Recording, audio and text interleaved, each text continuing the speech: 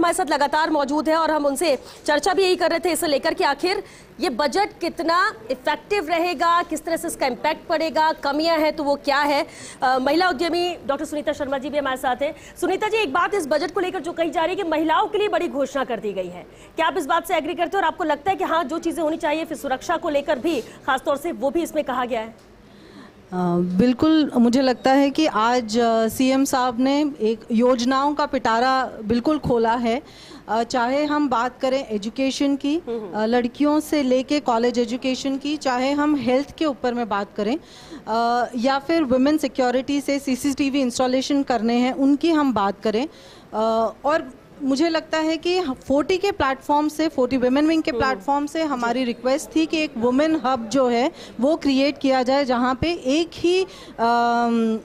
ही छत के तले हमें सारी योजनाओं का फ़ायदा मिल सके। उस योजना को भी मंजूरी दी गई है।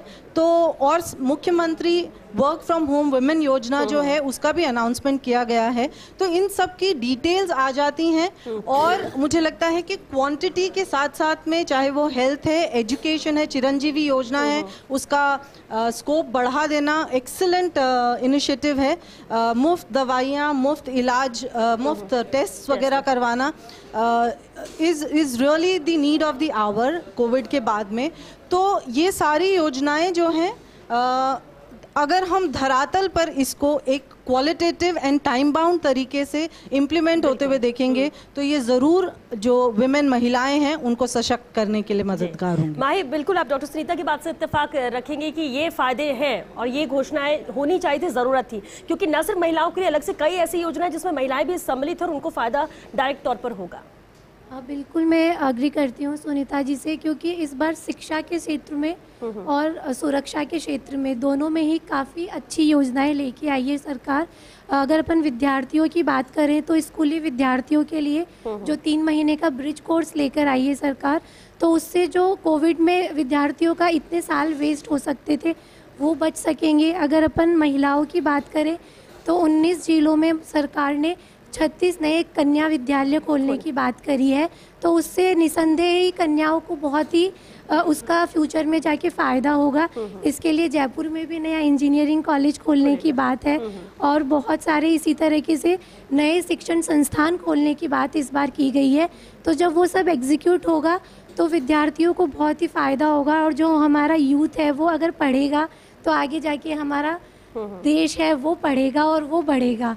इसके अलावा हम सुरक्षा की बात करते हैं। ठीक है, बिल्कुल सुनीता पलावत जी, हम उस वक्त पे आपको मैंने रोका था, लेकिन हम बात अगर फिनेंशियल तौर पर बात करें, क्योंकि एक चीज़ जिक्र की घोषणाएं तो बहुत हो गई, इससे इम्प्लीमेंट कैसे किया जाएगा, तो आपको लगता है कि इतनी बड़ी घोषणा को इम्प्लीमेंट करना ये भी बड़ी चुनौती सरकार के लिए रहने वाली है? देखिए, सरकार में मंशाएं होनी चाहिए, चुनौतियां नहीं होती। अगर मंशा होगी सरकार की, और मैं कहती हूँ एक बहुत एम्बिशियस बजट है, क्योंकि कोरोना के बाद इतना क्रांतिकारी कदम उठाया कि अलग से कृषि बजट पेश किया गया है और बहुत बेरोजगारी पर और महंगाई पर इतना फोकस किया गया है और बहुत सारी योजनाएं इस तरह से दी गई हैं कि देखिए आर्थिक क्षेत्र, राजनीतिक और पर्यावरण 3 तरह के पहलुओं को छुआ गया है। तो जो आर्थिक क्षेत्र है उसमें बेरोजगारी और महंगाई उनको छुआ गया है, राजनीतिक तौर पे इस तरह से क्योंकि सरकारें चुनाव लड़ती हैं, सरकारें लोगों के उनके मतदाताओं को उनको सेटिस्फाई करना होता है, which is a good thing in democracy.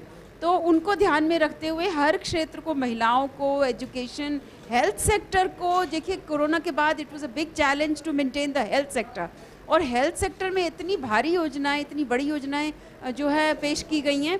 और ये बिल्कुल फाइनेंशियल जो है ना, ये मैटर सरकारों का होता है और सरकारें उससे निपटती हैं। और देखिए सरकार के पास आय का और व्यय के तरीके होते हैं, तो सरकार आय अपनी बढ़ा सकती है, विभिन्न क्षेत्रों से आय को इधर उधर से, लेकिन क्या इतना बढ़ा पाएगी जितनी घोषणा की गई? और यही सवाल विपक्ष के तौर से भी उठाया जा रहा है प्रेस कॉन्फ्रेंस में भी। ये सवाल उठाना बनता है, लेकिन मैं तो मानती हूँ कि कोरोना के बाद और पीएफएमएस लागू हो गया है सेंट्रल गवर्नमेंट से, उसके बाद ये तो बहुत बड़ा चैलेंज है गवर्नमेंट्स के सामने। जीएसटी के जिस तरह से पैसे का आवंटन प्रॉपर नहीं हो पाता है, तो किसी भी विपक्ष जो केंद्र के ऑपोजिट जो सरकारें हैं उनके पास बहुत सारी चैलेंजेस हैं। And I appreciate the budget as a specialist. Dhirendra ji, क्या आप भी इस बजट को मानते हैं और इसे अप्रिशिएट करेंगे, या आपको कुछ कमी लगती है, या आपको लगता है कि जो कहा गया, जो वादा किया गया था हर वर्ग के लिए कुछ ना कुछ देने का, वो दिया गया है? आपकी नजर में क्या है, कैसा रहा? देखिए श्वेता, राजस्थान के मुख्यमंत्री जी को लंबा राजनीतिक अनुभव है और मेरा पहले से ये मानना था अब की बार बजट लंबा होगा, क्योंकि अब की बार बजट के सलाहकार बहुत ज्यादा थे। तो माननीय मुख्यमंत्री जी ने इतना लंबा बजट पेश कर दिया और उनका लंबा राजनीतिक अनुभव है। वो भली भांति समझते हैं कि घोषणाएं कुछ भी कर दो, उसकी अकाउंटेबिलिटी कुछ नहीं है, कोई पूछने वाला नहीं है, कोई ऐसा आयोग नहीं है जो हमारे पिछले बजट की क्रियान्विति का प्रतिशत करे कि हमने 90% बजट का आंकड़े छुए हैं या 80% रिपोर्ट कार्ड नहीं बनता है, कोई रिपोर्ट कार्ड नहीं बनता है, कोई रिपोर्ट कार्ड नहीं है। और इसको माननीय मुख्यमंत्री जी भली भांति समझते हैं और अपनी ये बजट पूर्णतः संभावनाओं का राजनीतिक बजट था और इसमें खासकर बेरोजगारी के लिए एक शब्द मुख्यमंत्री जी द्वारा नहीं बोला गया, जो कि देश की और प्रदेश की सबसे ज्वलनशील समस्या है। मेरी पिछले 3 बजटों से माननीय मुख्यमंत्री जी से एक मांग है कि स्टार्टअप के लिए प्रत्येक जिला स्तर पर एक स्टार्टअप और जो हमारे नए युवा उद्यमी जो आ रहे हैं उनके लिए प्रत्येक जिला स्तर पर एक औद्योगिक क्षेत्र विकसित किया जाए जिसमें स्पेशली युवाओं को दिया जाए। ऐसा उन्होंने एक भी घोषणा नहीं की और युवाओं को सिर्फ तैयार रहने के लिए कहा है। अब युवा सिर्फ वोट देने के लिए तैयार रहे। अब ये तो राजस्थान का युवा बताएगा कि राजस्थान के युवाओं का वोट किधर जाएगा। धन्यवाद। यानी आपकी तो नाराजगी नजर आ रही है इस बजट को लेकर 100%। धीरज जी, क्या होना चाहिए था? एक कोई पॉइंट ऐसा जो आपको लगता है कि कम से कम ये तो शामिल होना चाहिए था और उस पर नहीं फोकस किया गया? देखो, मैंने आपको पहले भी कहा कि राजस्थान में और देश में सबसे बड़ी अगर कोई समस्या है तो वो है बेरोजगारी। आज हम देखते हैं कि मास्टर की या किसी भी बाबू की, क्लर्क की 100 लोगों की भर्ती निकलती है और वहां पे 10 लाख लोग आवेदन करने वाले आ जाते हैं। क्या युवाओं को नौकरी से हटाकर व्यापार की तरफ भी मुख करने का सरकार ने ऐसा कोई इंतजाम किए? क्या बजट में आने वाले भविष्य के लिए भी कुछ किया है? क्योंकि युवा जो है राजस्थान का, हिंदुस्तान का राजीव जी, नाराजगी आप देख रहे हैं इनकी और रोजगार मेरे तो सबसे बड़ी समस्या बेरोजगारी जो है। 3 घंटे तक राघव जी ने बजट को सुना नहीं तरीके से। खूब बेरोजगारी की बात करी गई है, खूब उसके अंदर युवा कैसे जुड़े, पूरी भीमराव अंबेडकर उद्यमिता योजना के बारे में और यहाँ तक कि SC/ST वर्ग के भी साथी कैसे व्यापार शुरू कर सके उसके बारे में बात करेंगे। लेकिन एक बात और उन्होंने कि अकाउंटेबिलिटी होती है, आप घोषणा कुछ भी मैं अकाउंटेबिलिटी की बात कर रहा हूँ। 4 बातें केंद्रीय बजट की बताता हूँ। प्रधानमंत्री जी ने घोषणा करी थी कुछ सालों पहले किसान की आय 2022 तक दुगनी हो जाएगी। हो गई क्या? उन्होंने कहा था कि 6 करोड़ राघव जी ने मुझे प्रश्न पूछा है, मैं जवाब दे रहा हूँ। 6 करोड़ मकान बन जाएंगे, 80 लाख मकान बने, योजना पूरी हो गई क्या? उन्होंने घोषणा करी थी कि कुसुम योजना के तहत 20 लाख सोलर पंप दे दिए जाएंगे। हो गया क्या?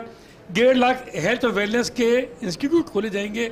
हो गए क्या? 100 स्मार्ट सिटी की बात क्या हुई? नहीं, आप देखो जो बात हो रही है, नहीं बात, अरे बात सुनो राघव जी, आपने बजट का कुछ नहीं पढ़ा। मैं 110 पेज में पूरे पढ़ा सकता हूँ। 110 पेज के किस पेज पे है? खोलो बजट, खोलो बजट का पेज नंबर, खोलो बजट का पेज नंबर 92।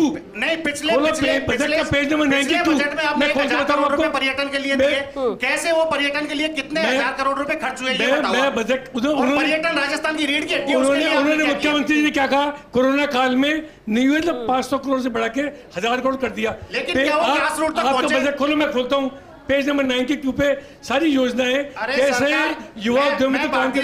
नहीं, आप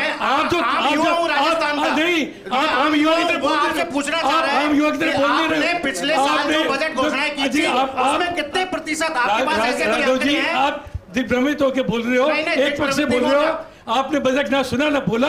जो बात आपने बोली है आप जरा कंफर्म करना। अरे आप प्रेस कॉन्फ्रेंस के माध्यम से जनता को बताओ ना। मैंने जवाब, आपने मुझसे पूछा पिछले बजट का कितने प्रतिशत क्रियान्वित। अभी बीजेपी अध्यक्ष बोल रहे थे कि पिछली बार जो घोषणा करेगी तो उसका क्या हुआ, उसका जवाब दे रहा था। मैं घोषणा की बात कर रहा हूं। प्रधानमंत्री जी के भाषण में डाल रहे हो। हमको ना तो भारतीय जनता पार्टी से मतलब है ना कांग्रेस से। अच्छा, इस बजट में अच्छा क्या हुआ ये बता दो आप। इस बजट में कुछ अच्छा हुआ नहीं? क्या अच्छा हुआ? क्या अच्छा हुआ? वही नहीं है, कोई जवाब नहीं है माननीय मुख्यमंत्री। वही अच्छा हुआ वो ये बता दो। धीरेन जी, इस बजट में कुछ तो अच्छा हुआ? एक मिनट राजीव जी, धीरेन जी, आपकी जो नाराजगी वो इस बात की घोषणाएं तो अच्छी थी लेकिन उसको आप कैसे करोगे? इम्प्लीमेंट होगा नहीं, क्योंकि पिछली बजट की घोषणाएं भी कई ऐसी थी जिसे नहीं पूरा किया गया। आपकी बात मैं आपको बताता हूं 70% का दावा कर रहे हैं। सबसे ज्यादा घोषणाएं आज की जस की तस है। नहीं, पर्यटन राजस्थान की रीढ़ की हड्डी है। क्या आप इस बात को मानते हो? पर्यटन को उद्योग का दर्जा किसने दिया? पर्यटन को उद्योग का दर्जा अरे अभी दिया है, लेकिन लास्ट बार की मैं बात कर रहा हूँ। लास्ट बार आपने दे दिया, लेकिन उसके आगे आप इस साल के बजट में क्या एनालिसिस करोगे कि 2023 का जो बजट आप पेश करने जाओगे उसमें आधा घंटा, माननीय मुख्यमंत्री जी आप 3 घंटे बोलते हैं, लेकिन आधा घंटा आप ऐसे भी बोलिए कि मैंने पिछले साल 2021 में घोषणाएं की थी, उसमें सुनील जी कुछ कहना चाह रहे हैं। जन घोषणा पत्र में से 80% घोषणाएं पूरी करी है। और मैं आपको एक चीज बता दूं, एक बैरोमीटर होता है, चुनाव के लिए जनता वोट डालती है। इस विधानसभा के बनने के बाद में जितनी बार जो जितने उपचुनाव हुए, जितने पंचायतों के चुनाव हुए, नगर पालिका के चुनाव हुए, उसने बता दिया, जनता ने समर्थन करा। सुनील जी एक मिनट, आप पूछ रहे हैं, मैं जवाब दे रहा हूँ। एक रिएक्शन सुनील जी इस पे देना चाह रहे हैं। सुनील जी चलिए श्वेता जी, एक चीज तो अच्छी हुई इस पूरे वाद विवाद में कि राजीव जी ने ये तो मान लिया कि इन घोषणाओं की पूर्ति संभव नहीं है। मैंने नहीं माना। इसलिए अपरोक्ष रूप से आपने मान लिया है, पर ये बात जनता समझ रही है और देख रही है। अब आते हैं इस बजट की जो विशेषताएं हैं उन पर। ठीक है, बजट जब बनता है किसी भी राज्य का तो सबसे पहले कोई भी अच्छा आर्थिक विशेषज्ञ ये देखता है कि इस राज्य का रेवेन्यू पोटेंशियल क्या है, इस राज्य के पोटेंशियल उद्योग क्या है। हमारे यहाँ टेक्सटाइल है, हमारे यहाँ वस्त्र उद्योग है, हमारे यहाँ जेम एंड ज्वेलरी है, हमारे यहाँ स्टार्टअप्स हैं, हमारे यहाँ मशीनरी है, हमारे यहाँ पर टूरिज्म है।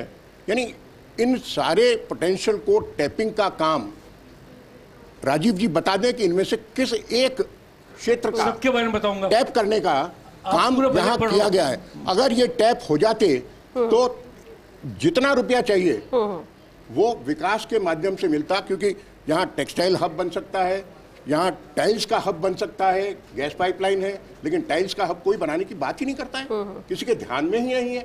तो ऐसी बहुत सारी बातें। ठीक है सर। अब दूसरी बात यह है कि ये जो स्थिति है सरकार की कि भाई 58,000 करोड़ का हम घाटा लेके चलेंगे। 58,000 करोड़ का घाटा कहाँ से पूरा होगा? ऋण के अलावा और कहीं नहीं हो सकता। अब ऋण की भी केंद्र सरकार ने जो है 3% से बढ़ा के 5% कर दी लिमिट, पर ये 4.36 ऑलरेडी कर चुके हैं। ठीक है, अब इस वर्ष का कहां से आएगा? ब्रेक में भी जाना है, बिल्कुल चर्चा बात। धर्मेंद्र जी एक रिएक्शन आपसे जरूर चाहेंगे, आपने हम जब इससे पहले भी चर्चा की, कर्ज माफी को लेकर बार बार बात कही जा रही थी, कहा जा रहा है कर्ज माफी पहले हो चुकी है इसलिए अभी कोई घोषणा नहीं की गई, लेकिन किसान उम्मीद तो इसे लेकर कर रहा था कि कुछ राहत मिलेगी। श्वेता जी, जरूर किसानों को ये अपेक्षा थी कि संपूर्ण कर्ज माफी की बात होगी।